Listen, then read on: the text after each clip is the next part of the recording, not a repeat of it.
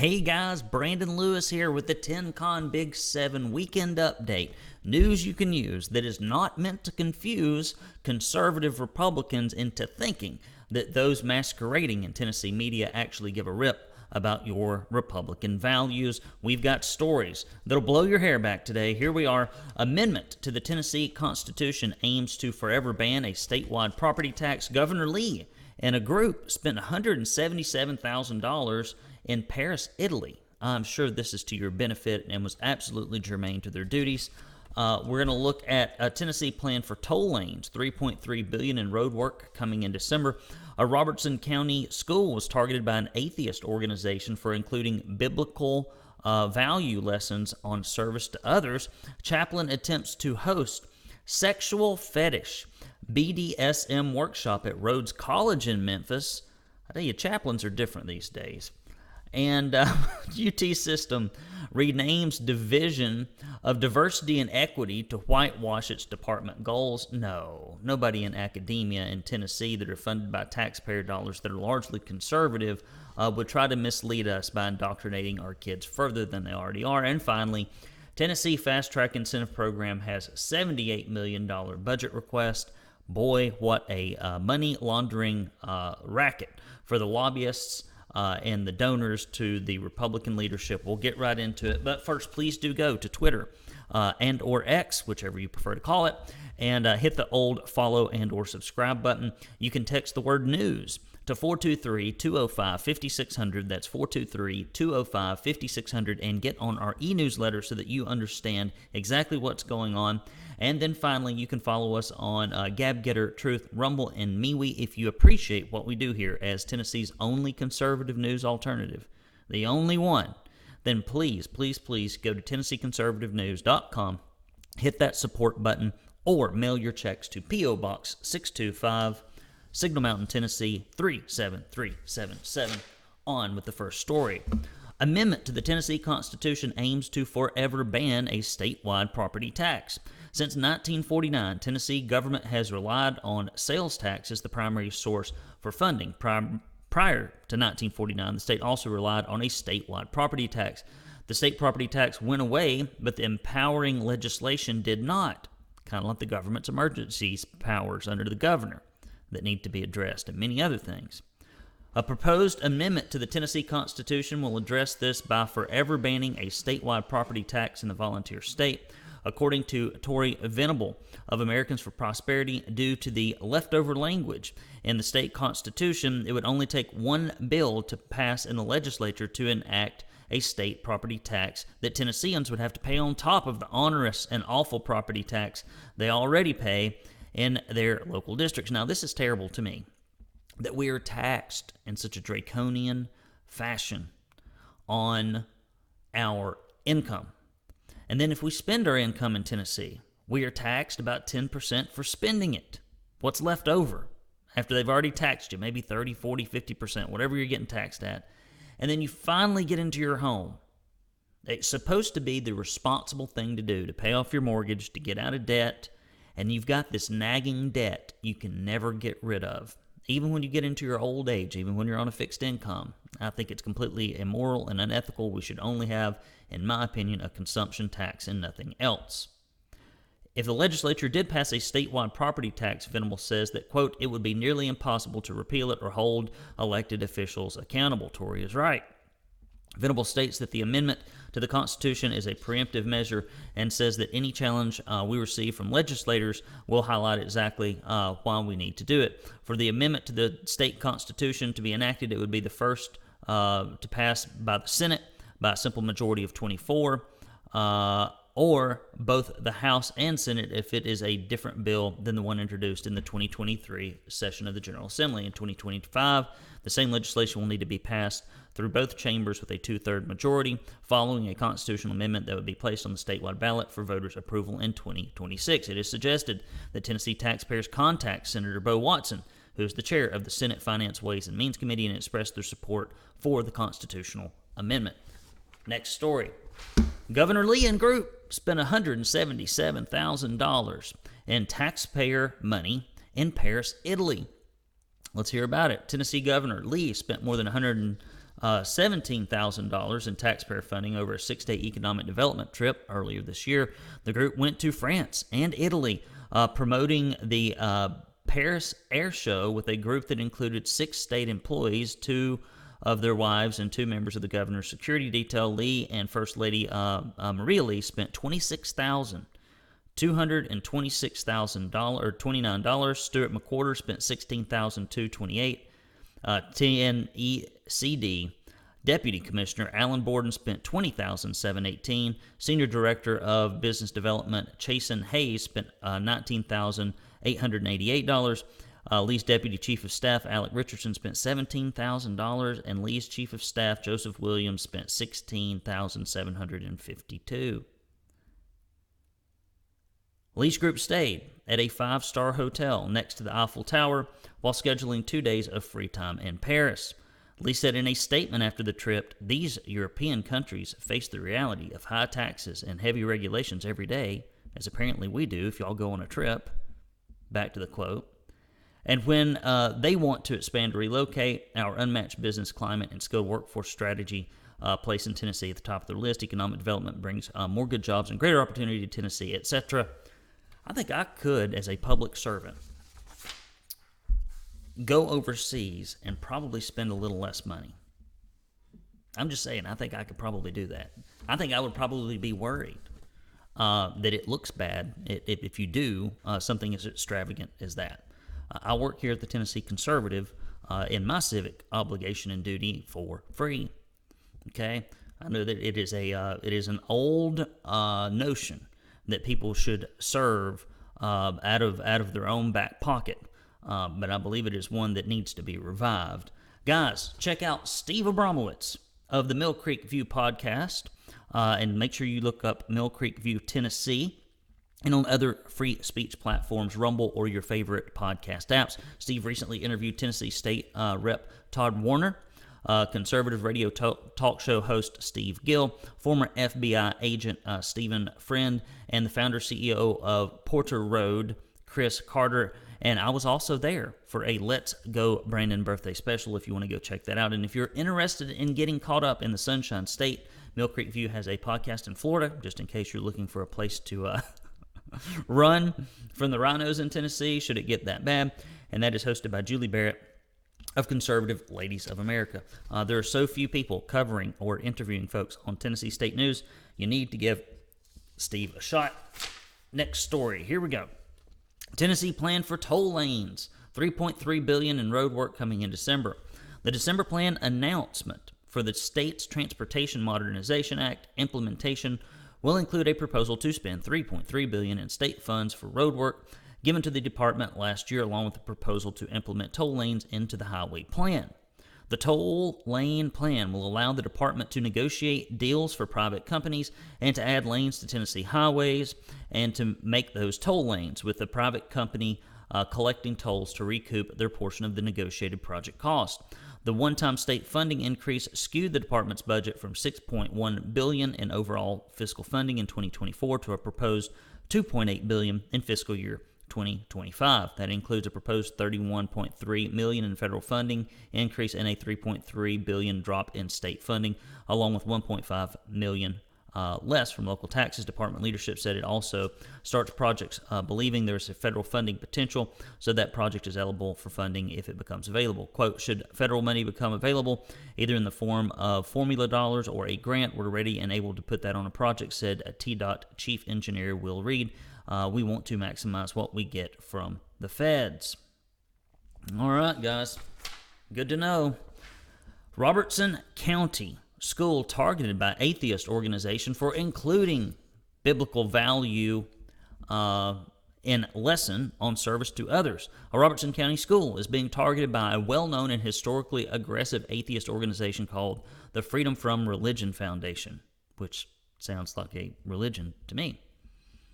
White House Heritage High School hosted Andrew Fortner, a member of the Middle Tennessee Fellowship of Christian Athletes, who led an exercise or lesson on service during the school basketball practice. These are dangerous ideas, people. Dangerous ideas. During this exercise, where the members of the basketball team washed each other's feet, Fortner read the passage of Scripture from John 13, 4 through 6, the passage, as many Christians know, is about service to one another in humility, no matter who you are, and Jesus being an example of that service. It was a lesson that provoked the attention of Atheist organization, asking Robertson County schools to investigate what they are characterizing as proselytizing and ensuring the White House Heritage High School basketball program ceases infusing the program with religion. Harumph, harumph. Samantha Lawrence, a legal fellow with the organization, said, quote, "It is illegal for public school athletic coaches to invite and allow a religious organization representative to proselytize students." Well, what do you think DEI is? What's all this multicultural stuff? What's all this cult Marxism stuff that's in our schools if it's not a religion? What's global warming? And all that claptrap if it's not a pantheistic religion. Going back, worshiping Gaia again. We got plenty of religious activities going on in Tennessee and in schools. We just masquerade them as something else. Lawrence is referencing to a past precedent from the Supreme Court ruling, which were from 1962 and 1963, when prominent atheist Madeline Hurry O'Hare used the U.S. court to wage war against prayer in public schools and found some success. However, in 2022, Kennedy versus Bremerton held that a football coach's prayer with players on a football field was in fact constitutional. The Freedom from Religion Foundation sees the event at the school as a violation of the First Amendment. How in the hell is that a violation of the First Amendment? First Amendment's about free speech. Boy, talk about twisting the concepts that the framers had.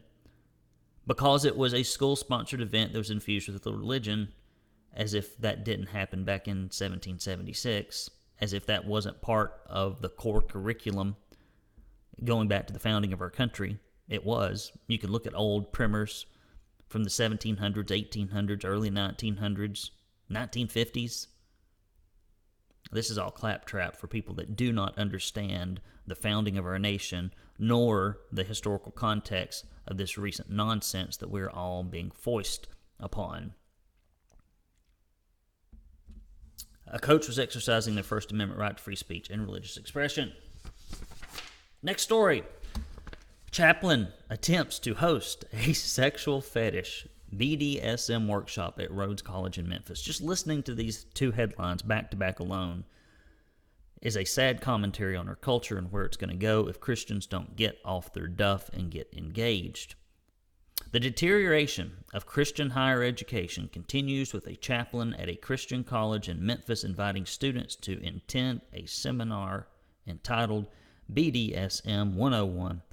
Reverend Beatrix Well is the Presbyterian ordained chaplain at Rhodes College, a higher education institution affiliated with the Presbyterian Church, UCA, or USA, not PCA. PCA doesn't put up with this crap, at least not yet. According to a current Rhodes student, Weil does not lead any worship services, but she does serve as a faith advisor to Christians, Muslims, and Jews on campus. It must be very difficult to be a faith advisor to different religions when you profess to be a Christian. As I read the Bible, and as I read the commentary between the apostles and people of faith and Jesus with non-believers, there's not a lot of wiggle room in how they present the gospel. It would be very interesting to see how much work, effort, and time this individual has to manipulate mentally themselves to get away from the black and white in Scripture. The BDSM seminar announcement read, Chaplain Beatrix will host a local dominatrix to share wisdom on how to safely, sanely, and consensually learn about bondage, discipline, domination, sadism, submission, and sadomasochism. What? Machism, I guess. I have no idea. Just a few days prior to this announcement, Will hosted the same dominatrix to speak at her first-year seminar titled Let's Talk About Sex. I think Rhodes College should probably just do away with the pretense that they have anything to do with a Christian background. According to a Rhodes College student, the seminar itself was not mandatory, but it did fulfill a mandatory prerequisite the students must require. Upon hearing about the seminar, the college's alumni and many of the donors were outraged, demanding answers and expressing their frustration. Some alums and donors to the college made it clear they would not continue to financially contribute to the school after this. I think that is the best thing to do. If you hold old traditional Christian values and you're a supporter of Rhodes College, you need to stop all your pledges and your donations, and you need to tell all your friends and classmates to do the same. A spokesperson for Rhodes College told the local radio station that once they learned about the event, immediate action was taken. The seminar was canceled within hours of its announcement, not because it wasn't known, not because people didn't understand it, not because it wasn't probably widely circulated on the campus, not because the administration wasn't aware of it, but because of the public pushback. That's why, because of the black eye in the press. Despite the event's cancellation, some parents of Rhodes College students are questioning whether their child should enroll in the school. I think the answer is no, they shouldn't. Guys, listen. 2 nights ago, I was at the McMinn County Republican Women's Meeting, just a lovely group of ladies and some guys in there too, all interested, concerned, and worried about the direction of Tennessee. And as often happens when I go to speak at patriot groups and conservative groups, which I typically do in the spring and summer, although this was a makeup event because I had COVID, couldn't make it, or some kind of illness, was running a temperature. Nonetheless, I went and did this makeup event, and as I started talking about the voting records and the bills that have been passed by Republicans and killed by Republicans in the last 3 years since I've been reporting at the Tennessee Conservative, you could see their eyes get about the size of a silver platter in disbelief. There is a monumental snow job being done on the Republican primary voter in Tennessee at the hands of GOP leadership and our state party about what's really going on and who holds the reins of power. And I'm here to tell you it's primarily left-leaning corporations that fund the lobbyists that are entrenched, some married into even the families of leadership up in Nashville.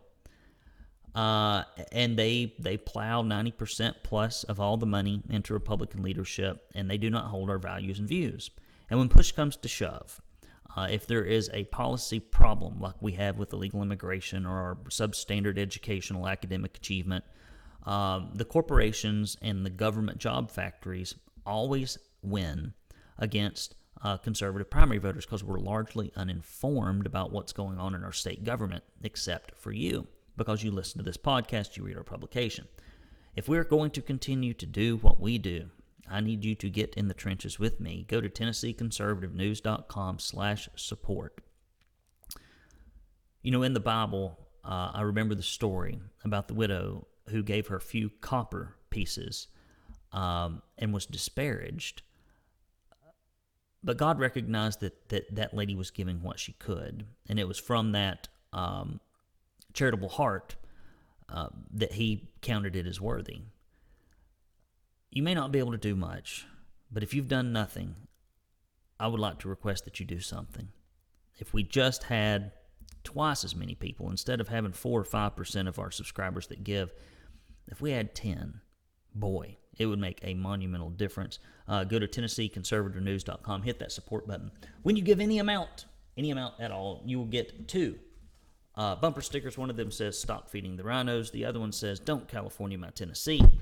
We will send those to you along with a directory of your elected officials in the General Assembly, both at the state Senate and state House level, so that should you ever need to call them about nonsense that they're probably going to try to push through like they always do in this upcoming legislative session and try to kill the bills that would actually make a difference, you can call them and say, please, please, please, for the first time ever, maybe don't do the bidding of your corporate paymasters and instead live up to some modicum of your campaign promises. If you give $50 or more, we will give you this proud Tennessee conservative tumbler, and it will be arriving just in time for the holidays, and also this proud Tennessee conservative koozie, and that's if you get $50 or more or a $10 recurring donation or more. And in closing, we really do need those recurring donations. We also appreciate the checks that you mail. Go check the mailbox, and I see them in there each and every week. And that is to P.O. Box 625, Signal Mountain, Tennessee, 37377. I understand that you can't do what I'm doing. Most people can't. Don't have the job to do it, don't have the means to do it. If I'm being candid, don't have the will or the want to do it. Unfortunately, I am saddled with this compulsion to make our state better, even though my time individually would be better spent doing anything else almost. This is something I've been called to do, and I need your help to do it. Don't let me do it by myself. Here we go. Next story. UT system renames Division of Diversity and Equity to Whitewash Department Goals. The University of Tennessee system is renaming its Division of Diversity and Engagement, masking it under the new title of Division of Access and Engagement. As soon as people start understanding that an ideology has negative cultural and practical implications, the left is so smart, they just change it into something that's completely innocuous. And here in 4 or 5 years, the right will catch on and be like, we got to start, we really got problems in these divisions of access and engagement. And they don't even name them anything that actually has to do with it, which just goes to show you how misleading these and corrupt these academics are, and how completely unwilling our Republican Party leadership is to do anything about it. Campus officials say the new title is a better representation of the department's mission, because it doesn't make any sense.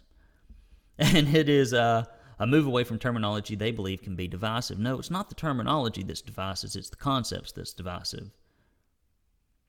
If I rename racism something else, does that make it good? Does that make it okay then? Is it okay if we just change the names? I mean, if you can convince people there are more than two sexes, I suppose you can convince them of anything else. Previously, the division promoted a goal of diversity, equity, and inclusion, claiming to work with and provide equal opportunities for minority groups at the university. The university said in a statement that the university's commitment to the Board of Trustees diversity statement has not changed. The name change will start with the main Knoxville campus office, and then we'll filter through other offices, committees, and divisions in the colleges. Quote, to ensure alignment with the renamed division, colleges will update position titles, office names, or committee names to contain the words access or engagement. The statement said colleges' commitment to diversity remains as strong as always. This is them trying to skirt the divisive concepts, laws in Tennessee, which to my knowledge, not a one of them has been enforced yet. If that is not true, if I'm in error, someone please let me know that somebody has brought a complaint about this stuff and something's been done about it of any significance. We'd love to report on it. Guy Harrison, who was recently named the new director of DEI for the School of Journalism and Media, says the change will move the department out of the spotlight of state lawmakers, highlighting the true motivation behind the move. Harrison said, quote, we are in a very ultra-conservative state, and there are political actors who will completely do away with DEI, whether it's the title or the work we do. It's the this is kind of to protect us from them a little bit, but I wish it wasn't necessary. We shouldn't need to whitewash the word diversity out of things just not to alarm certain people. I got an idea, Mr. Harrison. If you are so damned high and mighty, and if you are such a principled individual, I would suggest to you that a good idea might be for you and your department and the University of Tennessee to just forego any conservative taxpayer dollars. Just throw away about 70% of your budget. Oh, but you need the money. You want the money, right? You live off the money, off the public dole. So, to me, if y'all are going to try to skirt the laws, and because you're in an ultra-conservative state, at least what you think is, and the people of Tennessee are ultra-conservative, the ruling class is not in our party, get the money back. Give the money back if you're principled. But I don't think you are principled. I don't think that's ever going to happen. Next story. Tennessee's Fast Track Incentive Program has $78 million budget request. The Tennessee Department of Economic Development and Community Development asked for $78 million for its Fast Track Business Incentive Program next year. This is where they launder taxpayer money to corporations, not small businesses in most cases, so that lobbyists can then cut PAC checks up in Nashville so they don't have to raise money. The Fast Track program received $92 million in 2022, $432 million in 2023, and $110 million in 2024. The department gave a presentation to Governor Lee and his budgetary staff as the governor's department budget meetings began this week. Overall, the department asked for $137.3 million in one-time funding, along with $27.4 million increase in its annual funding request. This year's fast-track request is lower, in part because items that were previously funded through the program will be a separate budget for the next fiscal year. Economists question the effectiveness of financial incentives to private businesses to expand or come to a state, but state and local governments continue to expand the incentives because they get money. They get campaign money. That's why they do it. Campaign money. And opportunities to do this, that, and the other thing once they get out of elected office. Commissioner Stuart McWhorter asked Lee for the funding for 7 new full-time positions, as well as $2.5 million for marketing, saying the department previously used fast-track funding for marketing, but instead wants a separate funding. We just want more money. We want to be able to give away more middle-class, hard-working taxpayer money to corporate elites so that they can then send campaign money up to Nashville. We've got more dollars in grants we're administering. We got basically the same amount of people in our department, McWhorter said. We're asking for additional positions. Governor Lee made 10 campaign promises. He said he'd bring real school choice to Tennessee. I don't have any school choice for my kids at all. Not a zero, zilch, not a zip, nothing. He promised he would not grow government, and he has done nothing but that year after year. He promised he would uphold the law for legal immigration, but instead put in a legal immigration center in Chattanooga, Tennessee, where kids were molested and lost. And ever since he's been in office, he has done nothing but make Tennessee more attractive to illegal aliens, and has done everything in his power to block any attempts to improve that situation in our state. I could go on. I often feel like John the Baptist crying out in the wilderness, except there's hardly anybody around me. And I'm telling people the truth about what is going on in state politics. And we need to wake up the rest of our friends, our patriot friends all across Tennessee, so that we can keep our state moving in a more conservative direction, because headwinds are going to be coming. The federal government's not going to slow down. Our culture is going to continue to drift to the left in both corporations and academia and in government. And so that's why it's important that you get engaged. What's going on this weekend? Well, first, I would like to say, as I mentioned previously, I had a great time at the McMinn County Republican Women's Event. I took my daughter Sylvia, who worked the table very judiciously. She's a fantastic little spitfire and has an entrepreneurial spirit. And I like to teach kids how to work early. I think it's important that we instill a work ethic in a culture where a work ethic is increasingly ridiculed, but freeloading is increasingly sanctified in the minds of culture, on social media and the press. You see it all the time. And so we went and did that. This weekend, I've got a birthday party to go to on Friday evening for a friend of the family down in Georgia, and that should be a good time. Saturday, around the noon hour, my best friend from back home, Mr. Brueggemann, my best friend of 30-some-odd years, is going to come up here, and we're going to hang out. We always hang out around Christmas and around Thanksgiving every year. Of course, we get together other times. We talk on the phone quite a bit. So I'm excited to see him. He is like my brother that I never had, and I'd say better. You know, friends of the family you choose. And so he's coming up with his wife, perhaps, and then we're gonna piddle around. I may go down to the Crossville Flea Market. It's about an hour and a half from here. I've never been to it. Tommy and I grew up going to Mountaintop Trade Day in Attalla, Alabama, and it was kind of like our routine and ritual. It's just something we can do to spend time with each other. Neither of us hardly ever buy anything. I mean, I might buy a tank top and some green peanuts or some peanut brittle or something, something there. But usually don't buy much. I don't have much of an impulse buy bone in my body. But we're going to do that this weekend. And I'm going to see if I can get a few things done around the house. We got a car we got to get ready to sell. And you know how it is. It's just never ending with stuff that you got to do around the hacienda. And I got work piled up above my eyeballs this time of year in my paying job at the Painters Academy. And so that's why often you will see less of and hear less of Brandon Lewis during the winter months up until the legislation session starts. The legislature gets in session because that's when I have to crawl back out of my hermit hole, even though